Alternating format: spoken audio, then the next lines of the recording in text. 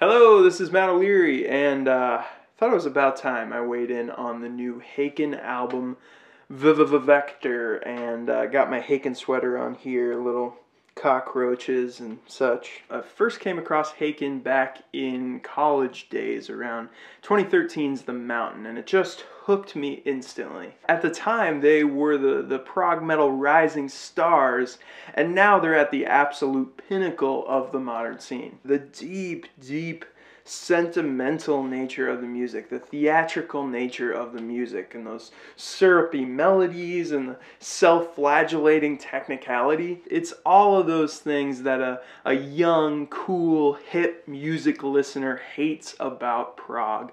But that's my thing. And on those first three albums, Aquarius and Visions and The Mountain, they just had the purest prog metal sound out there that's very accessible to people that grew up with Dream Theater and Opeth and Between the Buried and Me and Riverside. You can understand the global appeal. And their last album, Affinity, from a couple years ago, actually pound for pound is my second favorite Haken album behind The Mountain. I thought they really did a good job of cutting the fat on Affinity and stripping the songs and the album experience as a whole down to its most essential pieces. Every single song seems to stand on its own as this unique, colorful personality. And they doubled down on the shameless geekiness of their brand without sacrificing the gargantuan tidal waves of sound they always deliver. As a psychology graduate, the word vector brings to mind something very specific about relationship tension having to do with that. But from the song The Good Doctor, I'm almost certain that Haken chose the name in more of the medical sense of the word, meaning like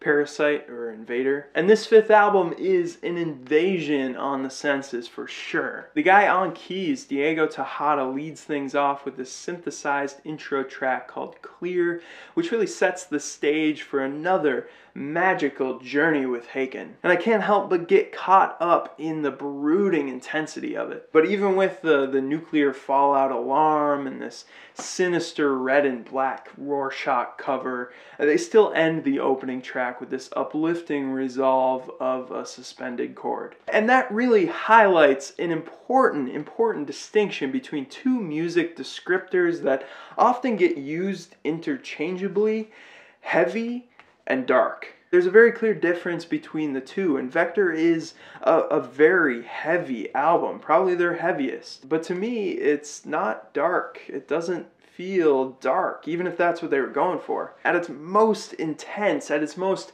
jaw-droppingly heavy, this thing is still triumphant. Let's take Nil by Mouth, for example, with the fierce gent riffs and the meticulous electronics. I want that little fill to play every time a really cumbersome file downloads successfully on my computer, you know, just like a little celebration.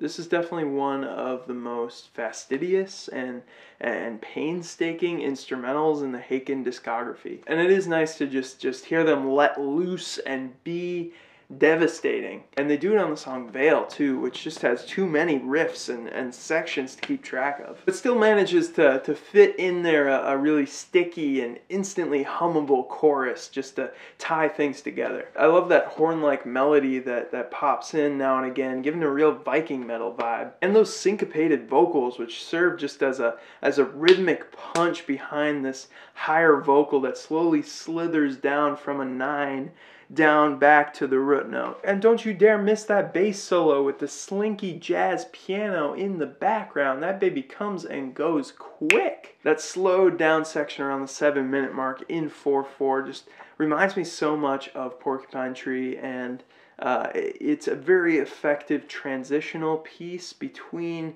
you know, to provide contrast between two sections of just complete guitar wankery. I think something that turns off, and I've been thinking about this for a long time, something that turns off a modern music listener from these more technical, progressive styles of music is commitment. If you let your brain slip out of the listen, even for a second, and get distracted by other things, and then try to re-engage, it's like waking up in a car chase and all this sensory information is just whizzing by you. It's all too chaotic to make sense of. I promise you have to fully commit to the experience. You have to find a way to sustain your attention, and then you start to recognize patterns that eventually take all that initial chaos and transform it into this beautifully intricate web that you almost like saw woven. The album levels off in energy on the last two tracks, Host and The Cell Divides. The lyrics to Host don't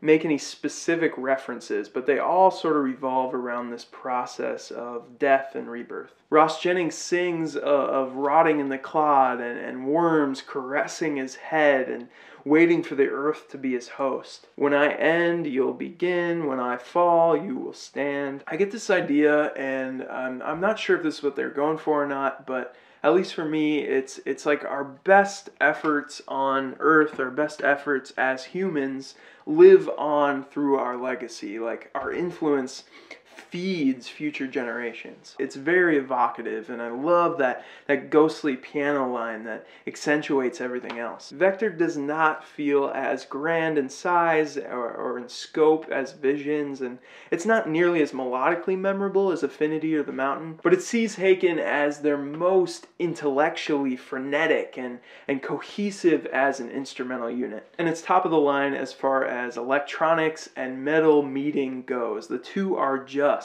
interlocked in this unstoppable hybrid. So a solid 8.5 out of 10 for me on Haken's Vector. There's no one doing it like Haken right now. I think all the conjecture and everyone's opinion is pretty much out there on this album at this point, but please do let me know what you think of it, and let me know if you want me to review more progressive metal. I'm really searching for some more breadth when it comes to my progressive metal taste. I feel like I have sort of my core favorite bands, and I pretty much stick to that. Maybe discovering something new every so often, but not very often. So I'd love to hear from you about that, and as always, thank you so much for watching.